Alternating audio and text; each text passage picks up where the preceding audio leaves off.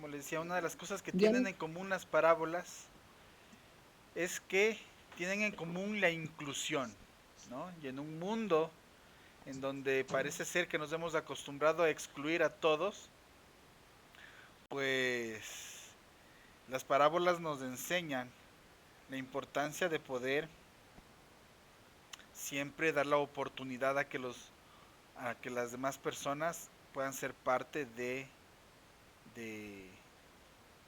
del reino de Dios, de su pueblo, ¿sí? Entonces, vamos a abrir en Lucas capítulo 14, versos 16 al 24, es otra de las parábolas que, eh, que vamos a estudiar en esta mañana.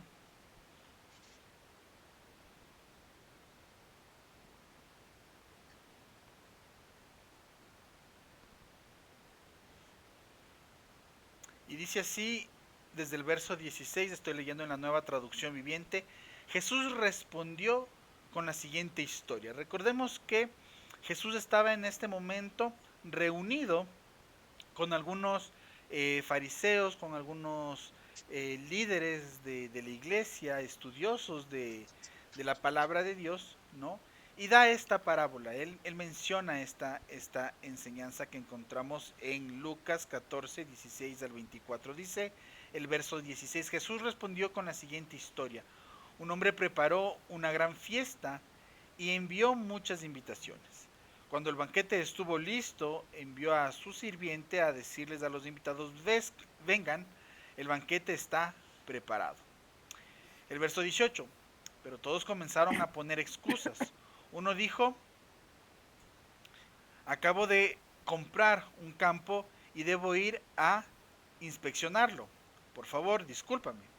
Otro dijo, acabo de comprar 5 yuntas de bueyes y quiero ir a probarlas. Por favor, discúlpame. Otro dijo, acabo de casarme, así que no puedo ir. El sirviente regresó y le informó a su amo lo que le había dicho.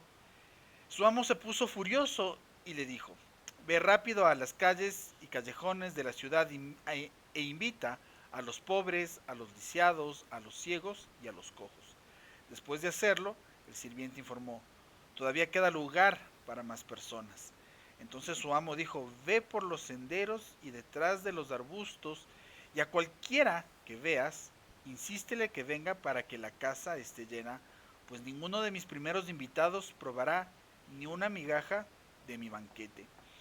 Y esto me parece muy interesante porque parece ser que la historia se repite. La parábola está siendo contada en un momento en donde los judíos rechazaban a los gentiles, en donde los judíos tenían muy marcada sus costumbres, sus tradiciones, su identidad como pueblo y rechazaban obviamente la participación de otras personas que no sean parte de su clan, parte sí. de su tradición. Y han pasado los años y esta parábola parece que tiene eco hoy en día, ¿sí? A manera de introducción, quiero comentarles que Jesús cuenta esta parábola en medio de una conversación con fariseos, líderes religiosos que creían tener el lugar asegurado en el reino de Dios. Cuán similar puede ser que nos sintamos hoy en día, que porque cumplimos ciertas actitudes, ciertas acciones, cumplimos ciertos elementos, ah,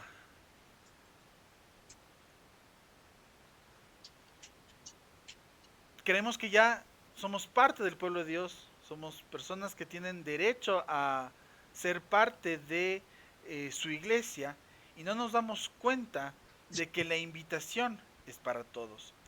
Él responde con una historia incómoda para la época. Un gran banquete donde los primeros invitados rechazan la invitación. Obviamente se refiere aquí a los judíos, pero cómo nos estamos nosotros comportando, cómo nosotros estamos actuando hoy en día frente a esta invitación que hemos recibido. Un gran banquete es la respuesta que Jesús da, donde los primeros invitados rechazan la invitación y los lugares terminan ocupados por aquellos que nadie esperaba ver allí. Esta parábola no solo expone la dureza del corazón religioso, sino que rompe toda expectativa sobre quienes pueden ser parte del reino. Hoy este mensaje sigue vigente para una iglesia tentada a decidir quién merece ser incluido. La invitación de Dios no responde a categorías humanas. Todos están llamados a participar. ¿A quienes hemos estado nosotros excluyendo año a año? ¿A quienes hemos estado nosotros excluyendo por no cumplir las tradiciones, por no cumplir las costumbres, por no cumplir quizás lo que creemos debe ser parte de nuestro actuar como cristianos?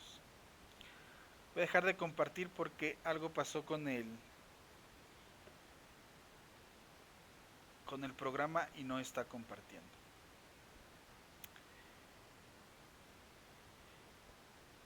Y tomando en cuenta este mensaje que quiero transmitirles del día de hoy, quiero compartir con ustedes 4 puntos importantes. Y el primero de ellos es: la gracia de Dios no es para pocos, es para todos. ¿Sí? El primer punto tiene que ver con que la gracia de Dios es para todos. Un hombre organiza una gran cena, dice la parábola, y envía a su siervo a llamar a los invitados. La invitación no es selectiva.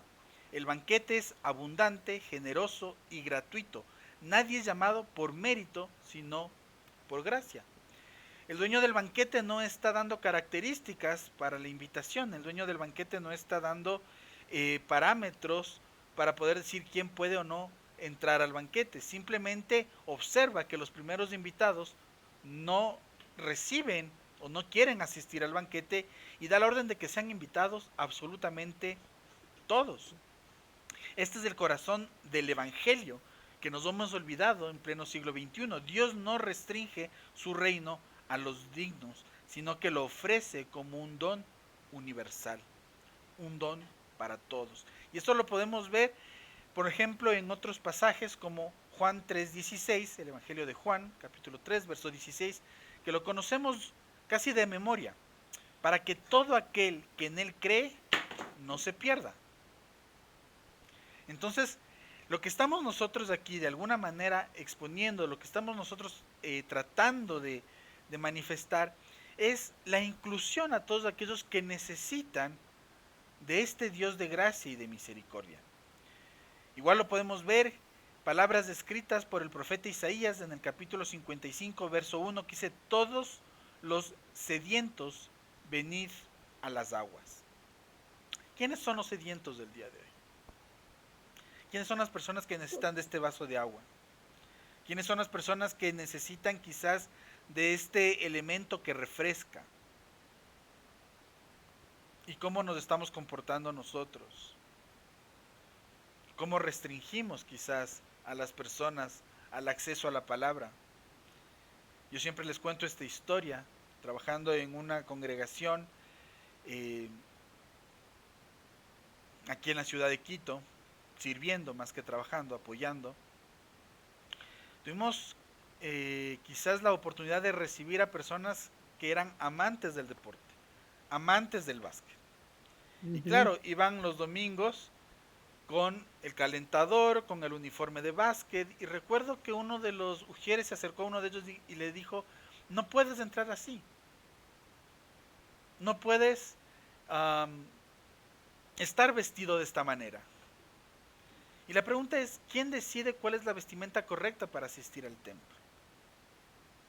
Recuerdo que una vez el pastor de jóvenes de esta misma congregación armó un teatro, y pues se fijó que soy un poco hábil para imitar, para hacer bromas, chistes, y me pidió que pueda hacer, por favor, parte de este teatro que él estaba armando. Y me dio el papel, porque yo siempre me desarrollaba en papeles cómicos, me dio el papel del drama. Me dijo: ok, te vas a disfrazar de un pordiosero y tu trabajo en esta obra es llorar. Tú tienes que realmente ponerte a llorar. Entonces, ok, yo muy apasionado por el teatro, fui a mi armario. No me gustan a mí las camisas, así que cogí una de las camisas que tenía ahí, la rompí, la ensucié.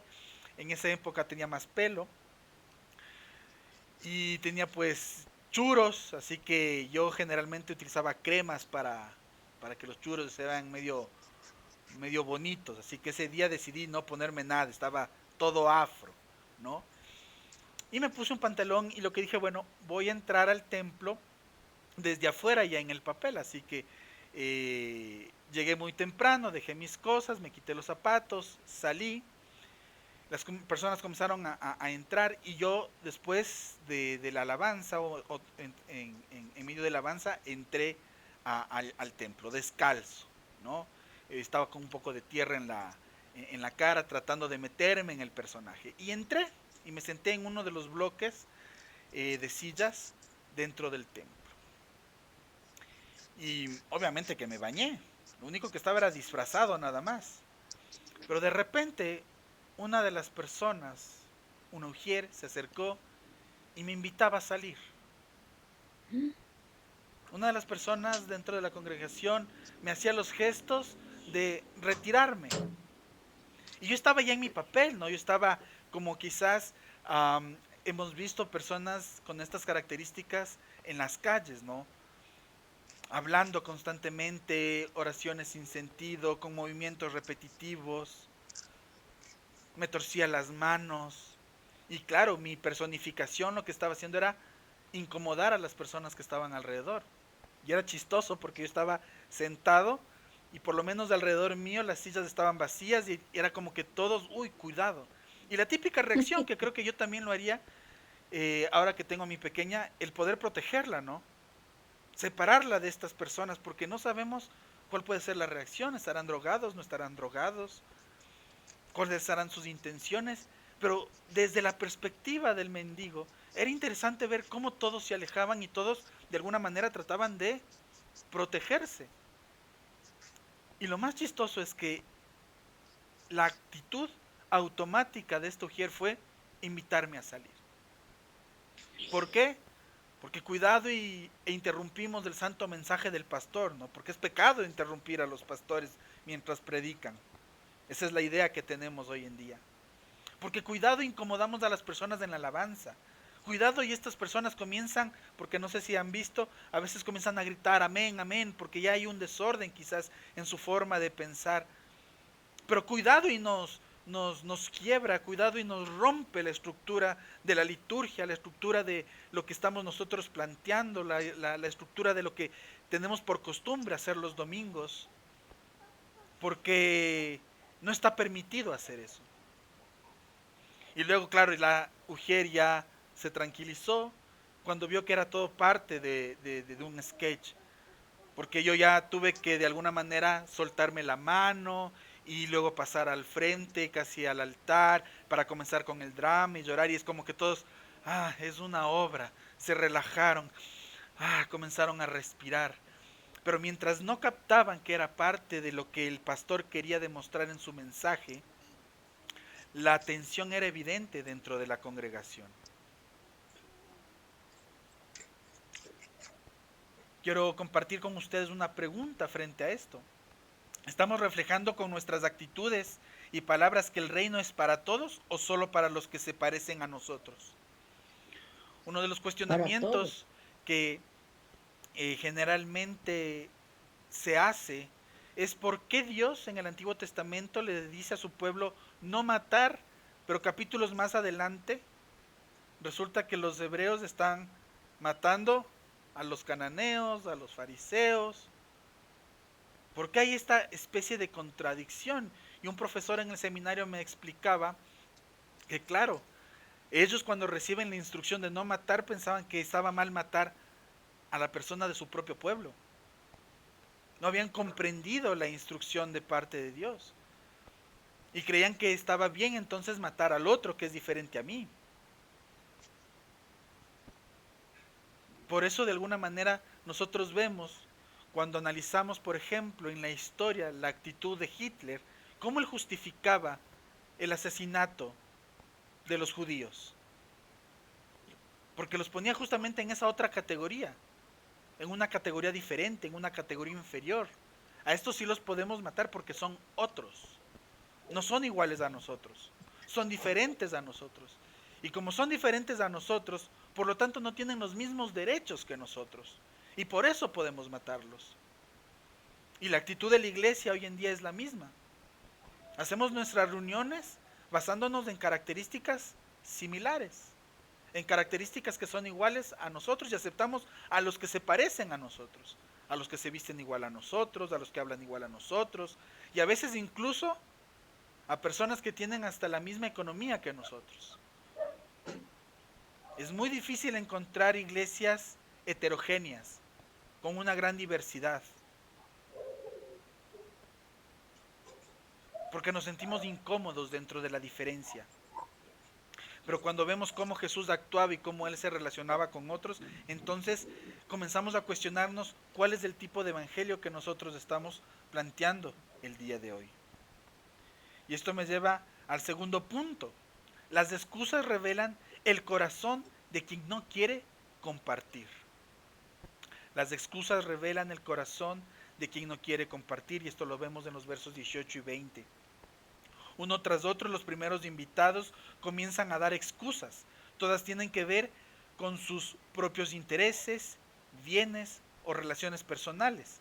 No rechazan el banquete por odio, sino por comodidad. En el fondo están diciendo, lo mío es más importante que tu invitación. El problema no es falta de iniciativa, de invitación, sino falta de disposición. Muchos rechazan el reino no porque no lo conozcan, sino porque no están dispuestos a compartir espacio con otros que consideran inferiores o indignos. ¿Cómo es la actitud de la iglesia? Ahora que estamos en este auge del Papa y que pues tenemos ya, bueno, no tenemos, sino que existe un nuevo Papa, León XIV, salen nuevamente estos temas de cómo se eligen a los nuevos papas y el cónclave y quiénes han sido los mejores papas de los últimos años y quiénes han sido los peores papas de los últimos años, y comienza la afrenta, ¿no? Que cuál es la religión verdadera. No, nosotros los católicos, porque nosotros fuimos fundados por Jesucristo cuando Jesús le dio el mandato o le dio la instrucción a Pedro de pastorear a sus ovejas, y algunos no, es que ustedes rechazaron esto y cosas por el estilo. Y en medio de toda esta historia que a veces se va generando en estos análisis que se hace del catolicismo, es inevitable el poder observar también la historia del cristianismo evangélico, del protestantismo, como nos conocen en algunos lugares. Y celebramos nosotros la Reforma, creo que llevamos 500 años de festejo de la Reforma, si no es un poco más, en donde Martín Lutero, un sacerdote católico, comienza a cuestionar las costumbres de la iglesia de la época, como la venta de las indulgencias y algunas otras cosas más. Y a partir de estas acciones de Martín Lutero es que nosotros también comenzamos a tener esta participación en la historia humana. Y vamos festejando y vamos celebrando la reforma. Y lo celebramos con gran orgullo, ¿no? Llevamos tantos años de la reforma y me pregunto, ¿qué reforma? Si estamos haciendo lo mismo que criticamos de nuestros hermanos católicos. Igual hay idolatría. Igual negamos el acceso a ciertas personas a Dios. Cometemos los mismos errores. Quizás nuestros hermanos católicos con otro tipo de tradiciones, con otro tipo de formas de llevar sus celebraciones dominicales, pero nosotros también hemos cometido errores.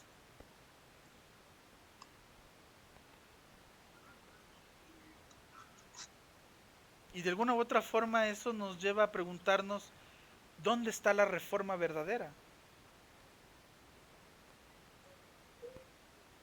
¿Cuál es esa reforma que tanto celebramos? Si seguimos rechazando a los divorciados, seguimos rechazando a las personas que no encajan en nuestro parámetro o en lo que nosotros creemos que debe tener una persona para poder ser parte de la iglesia de Dios. Es que si te vistes de esta manera, eres rechazado. Es que si piensas de esta otra manera, eres rechazado. Apocalipsis 3:12 es un mensaje que está hablando a la iglesia de la Odisea, y el ángel, o en este caso Juan, escribe esto con respecto a esta iglesia. Tú dices, yo soy rico, y no sabes que eres un desventurado. La iglesia de la Odisea pensaba que era literalmente una iglesia sumamente importante por todos los recursos que tenía. La Odisea era una iglesia, o era un sector, un territorio, en donde se cruzaban muchos caminos de comercio. Y la Odisea decía, bueno, si me pasa algo con el imperio, si tengo que romper relaciones con el imperio, no pasa nada, porque todos los caminos vienen hacia mí, entonces yo puedo seguir comercializando. Y había esta idea independiente. Y por eso Juan escribe esto, por eso Dios le dice que escriba esto a la iglesia de la Odisea. Tú crees que eres rico, porque claro, tenía muchos recursos, pero en comparación a lo que realmente significaba la importancia de poder ser personas transformadas, esta iglesia era desventurada. Y hoy en día despreciado. parece ser que nuestra iglesia también está desventurada. Tenemos una gran cantidad de templos enormes, con buena iluminación, con buenas pantallas, con buenas sillas. Pero ¿cómo estamos nosotros realmente como personas? Hacían este análisis de la película Los dos papas, y en esta película colocaban al ex papa Francisco, Jorge Bergoglio, que entraba, ¿no?, a la sede del Vaticano y se asombraba de los templos. Y según la película, otro de los cardenales se acerca cuando el papa era todavía cardenal y le dice, sí, así son las iglesias en Europa, son hermosas, pero están vacías.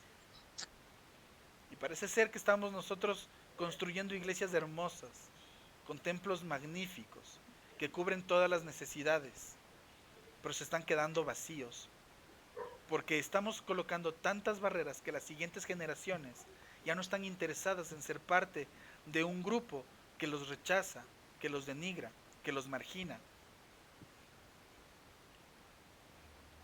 Nuestras iglesias se están volviendo iglesias de ancianos, y no está mal, pero las nuevas generaciones se están perdiendo. Ya le doy la palabra a mi querida Anita, ¿sí? Allá anótese la pregunta o el comentario. Mateo 22:5 dice, pero ellos, sin hacer caso, se fueron, uno a su labranza y otro a sus negocios. Parece ser que cada uno está en su propio mundo. Decimos y he escuchado prédicas sobre domingo es día del Señor, Señor, pero parece ser que solamente son 2 horas del Señor. Porque si el pastor decide demorarse un poco más en la prédica, comenzamos con que, a ver el reloj, que fue, me atraso al almuerzo, y más hoy que es Día de las Madres, ¿no es cierto?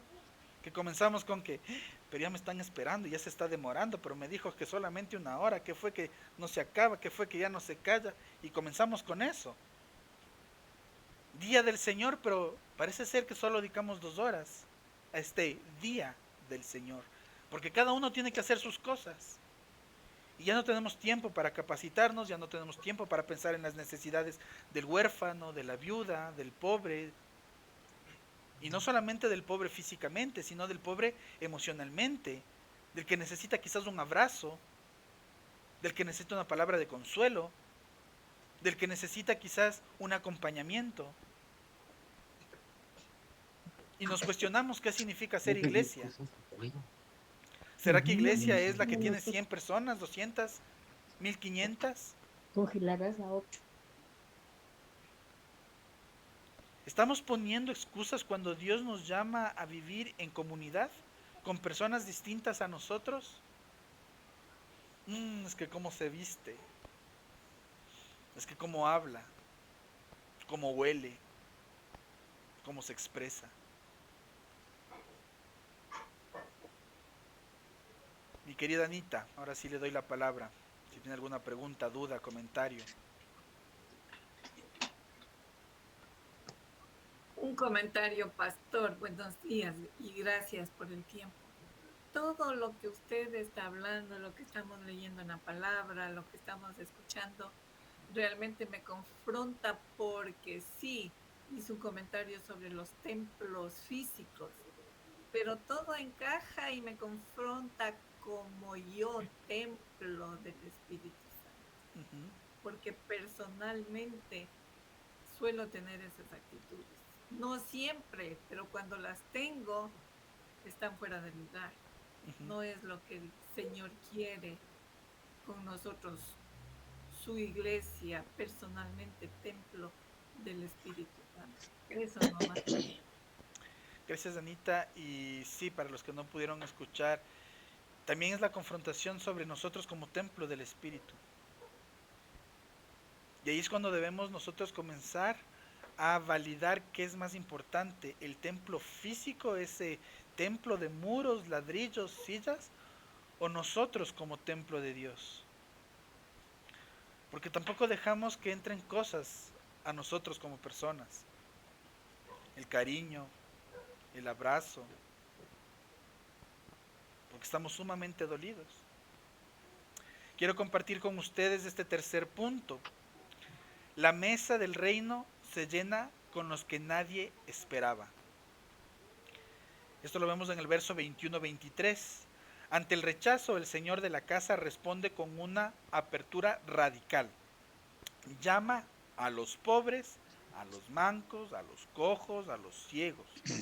Luego, a los de los caminos y ceras. Llama a todos. Es decir, los que estaban al margen de la religión, la sociedad y la moral. ¿Cómo vemos nosotros a las personas de la calle?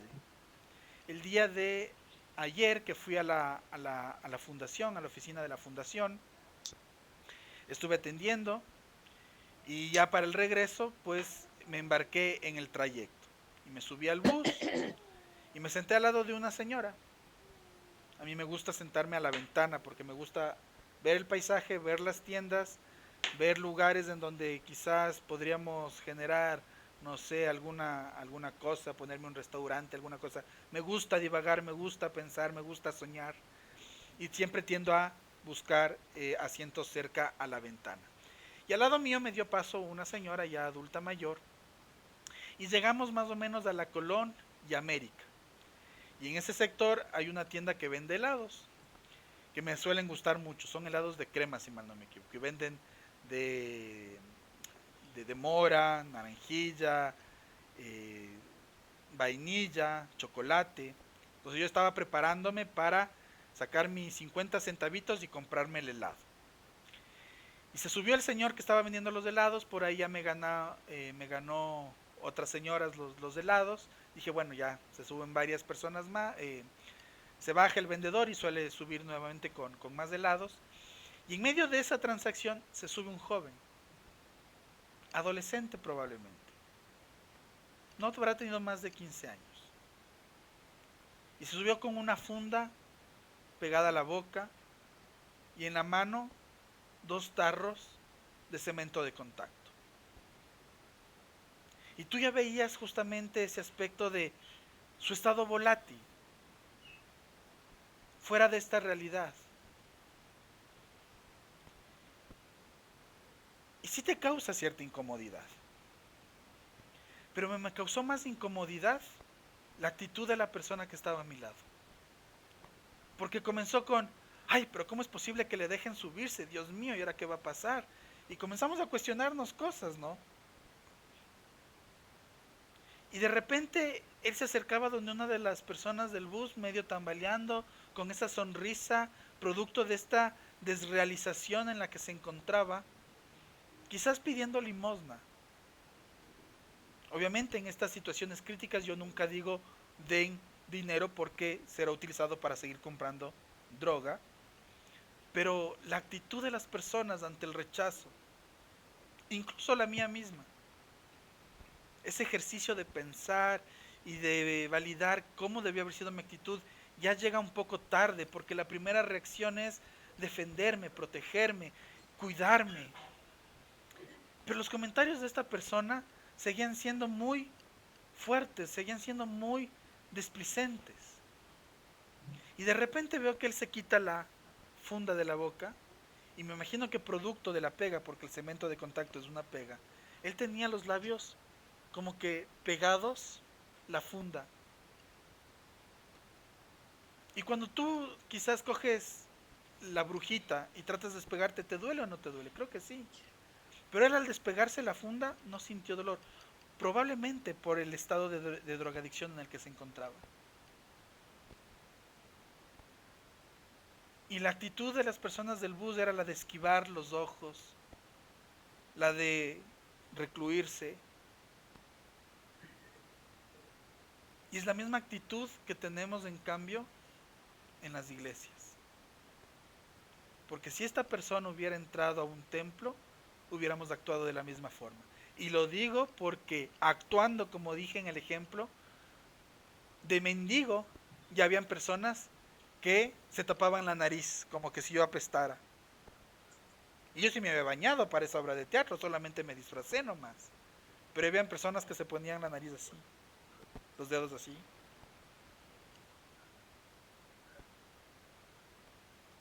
¿Cómo estamos actuando nosotros?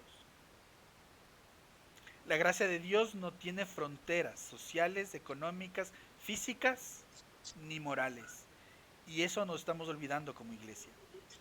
Quienes a menudo son excluidos por las estructuras humanas son los que Dios llama a sentarse en su mesa.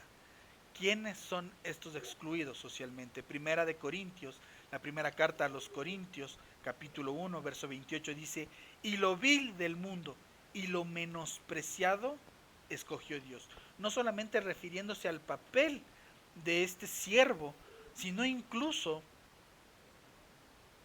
a las personas que pueden sentarse a la mesa del Señor y disfrutar del banquete. La carta a los Romanos capítulo 10 verso 12 dice, no hay diferencia, porque el mismo que es Señor de todos es rico para con todos los que le invocan. ¿Estamos abriendo espacio en nuestras comunidades para todos? ¿O imponemos filtros invisibles sobre quién puede estar? ¿Cómo estamos nosotros actuando? Finalmente, el último punto que quiero compartir con ustedes es, el reino de Dios no espera por los que no quieren entrar. Verso 24. La parábola termina con una sentencia. Ninguno de aquellos hombres que fueron convidados gustará mi cena. El reino no se detendrá esperando a quienes creen tener el derecho exclusivo de entrar. Si los que creen dentro, si los que se creen dentro no responden con humildad, Dios llenará su mesa con los que estén disponibles. Mateo 21:31 dice, los publicanos y las rameras van delante de vosotros al reino de Dios. Y Hechos, capítulo 13, verso 46 dice, a vosotros, a la verdad, era necesario que se os hablase la palabra de Dios, mas ya que la desecháis, he aquí, nos volvemos a los gentiles. Nosotros nos creemos ahora con esta autoridad porque somos los gentiles a los que Dios llamó. Pero debemos preguntarnos cuáles son los gentiles del siglo XXI. ¿A quiénes la iglesia de hoy está rechazando? Porque nosotros nos estamos olvidando del mensaje de Dios. ¿Estamos seguros de que estamos en la mesa del reino? ¿O asumimos que por tradición, conocimiento o posición ya tenemos un lugar asegurado.